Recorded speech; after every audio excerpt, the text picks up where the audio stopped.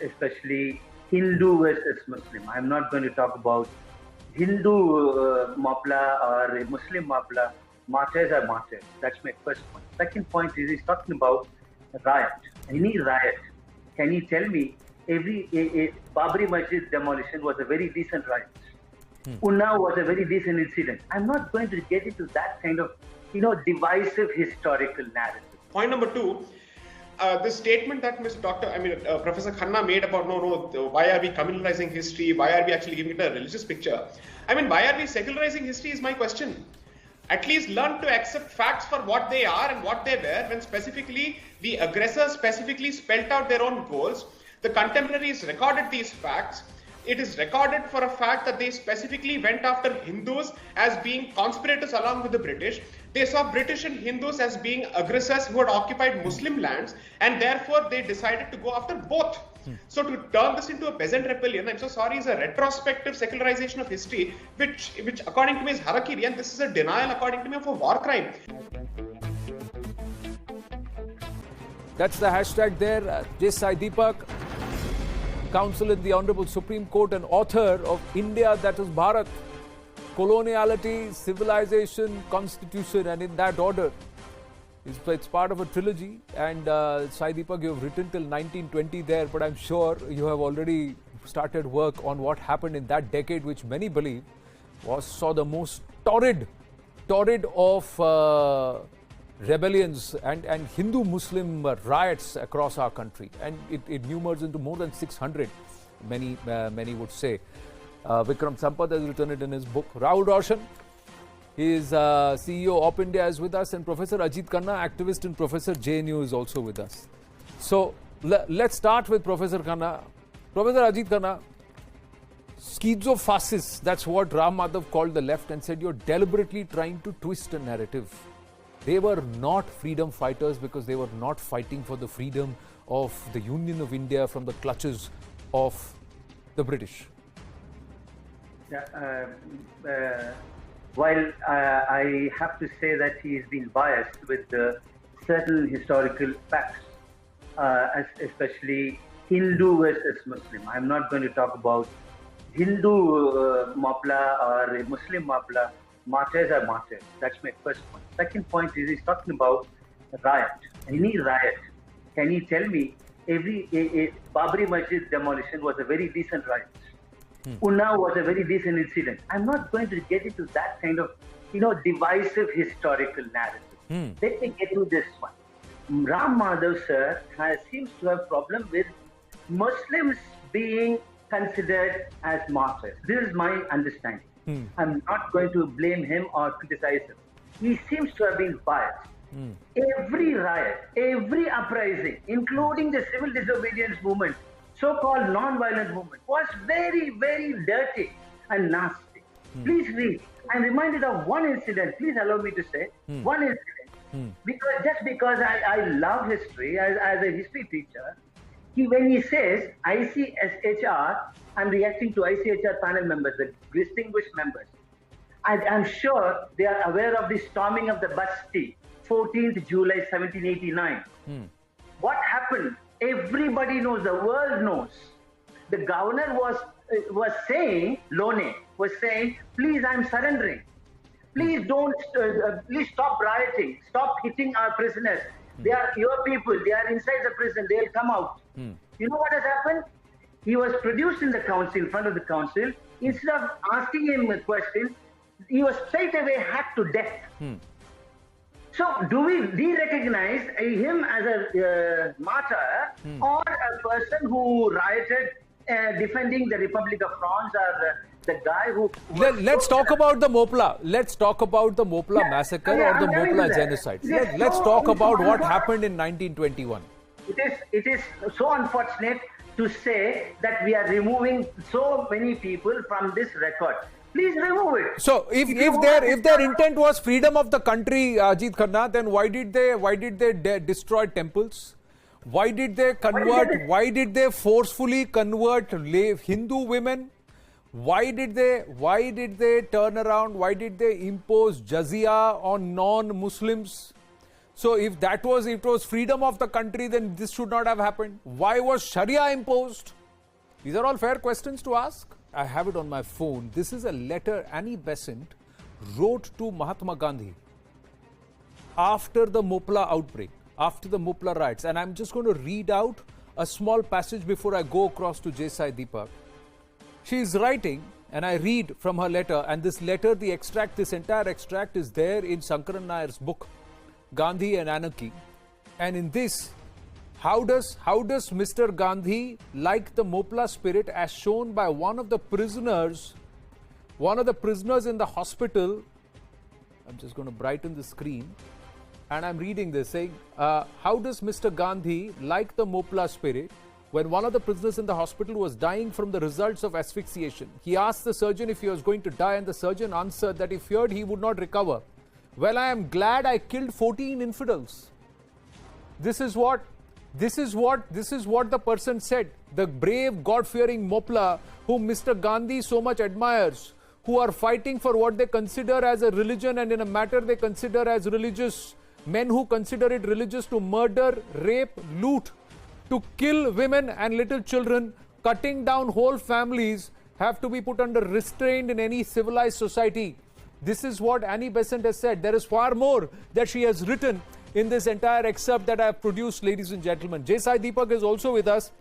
Sai Deepak, this is where, and this is another, as I come across to you, Sai Deepak, this is a published journal put out on the Oxford website by somebody who is supposed to be a secular historian. And here they write, they call how the shift of narratives happens, where they have turned around and said that the likes of Muhammad Habib were the first to try and change the social memory of the likes of Mahmud of Ghazni, where they turned around and said that his loot, plunder, desecration, destruction of the Somnath temple was not religious bigotry or hate, but purely lust for wealth. So this is how our history is distorted.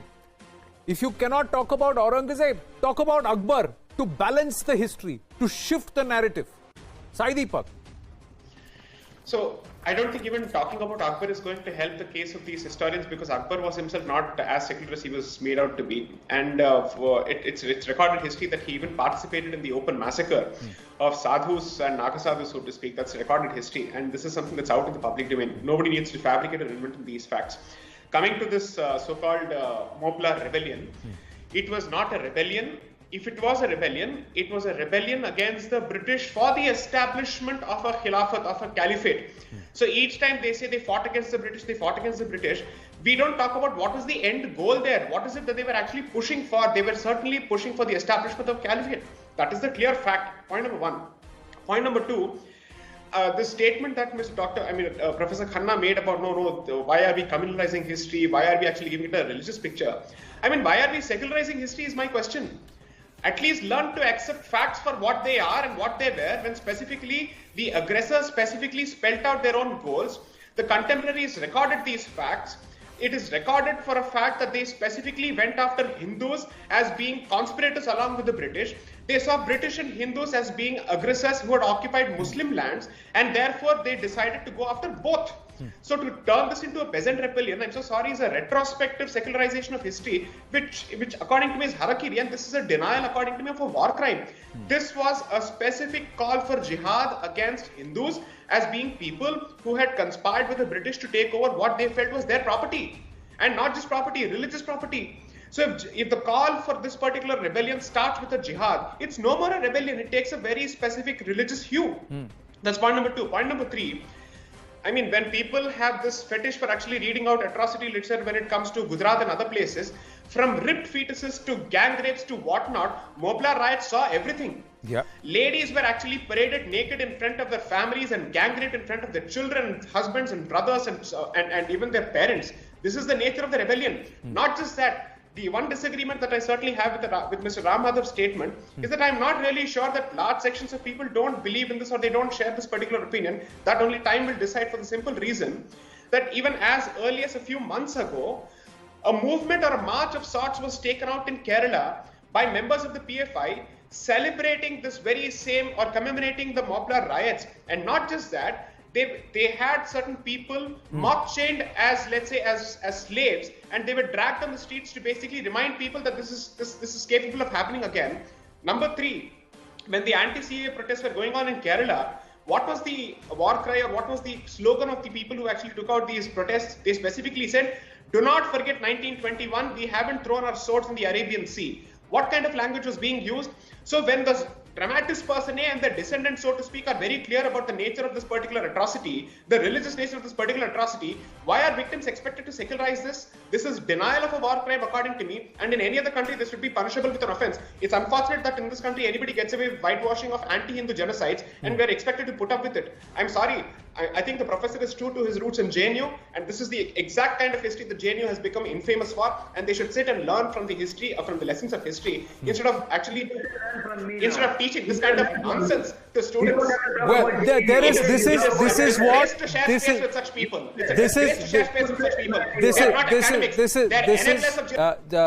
know, Sai Deepak, it vexes you, but the fact is that there are those who are teaching. This is what is being taught. But I'm just going to pull out an excerpt from Vikram Sampad's book, because he's quoted another book, and this is the excerpt from the Times of India. This is what it says. One of the terrible fallouts of the failure of the Khilafat movement's stated objectives was the murderous Mopla genocides in Malabar that have been discussed earlier.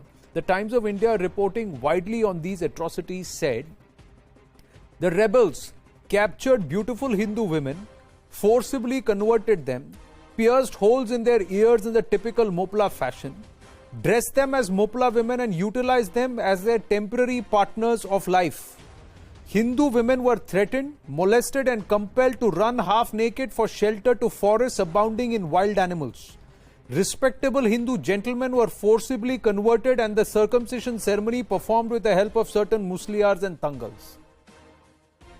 And the excerpt has been quoted from another book where the entire article and many more such articles are written, and it sends a shiver down your spine or a chill down your spine and vexes one a great deal that all of this has been very conveniently glossed over. 100 years later, there are those who argue that such people who put women to sword, raped women, forcibly converted people, brought down temples for establishing a caliphate in our country are supposed to be treated as martyrs, Sai Deepak. This is exactly what I referred to as Middle Eastern coloniality in the book that has just come out, that such people who whitewash history effectively act as justifiers and enablers of past genocides and enablers of future genocides. That's the nature of their activity, and that's the nature of their professional academism. I'm so sorry to say. That is precisely why this nonsense needs to be called out across academic campuses, because this is what is being fed to the next generation, and they will not have the guts for an open debate because facts go against them, and they come up with value-added words like divisive communal. If history is communal, then you might as well have the guts and the spine and the vertebrae to recognize it, as opposed to brushing it under the carpet like a coward. True. Now, my point is the left idolizes somebody who is not from our soil. But the left, I don't know why, have become apologists for one particular religion and have so much of missia for Hinduism. That's another aspect. Jai Sai Deepak, final word. Final word. Jai Sai Deepak, yeah. Left to such people, from Tipu Sultan to Aurangzeb to Mopla rioters to everyone who has killed a Hindu, according to them, is effectively leading a rebellion, is leading a communist rebellion. This clearly shows that communists are enablers and co-conspirators along with jihadists and Islamists. That has been the history in this land, and that is what is to be expected from them. True. Now, I'm just going to wind up with this, ladies and gentlemen. Sindhu Paryanta Yasya Bharata Bhumika Pitrabhu Punya Bhumischaiva Savai Hindu Smriti Smrita. Hindu Riti Smrita. That means the one who considers this vast stretch of Bharat from the Sindhu, that is the Indus, to the Sindhu, that is the ocean, as the land of one's ancestors and holy land, he is the one who will be termed and remembered as a Hindu. This is the definition in Savarkar's thesis of Hindutva. Did the Moplas in any way embody, enshrine this love for Bharat? Or did they even consider India, that is Bharat, as part of Article 1 of our Constitution? We rest the debate on that note, ladies and gentlemen.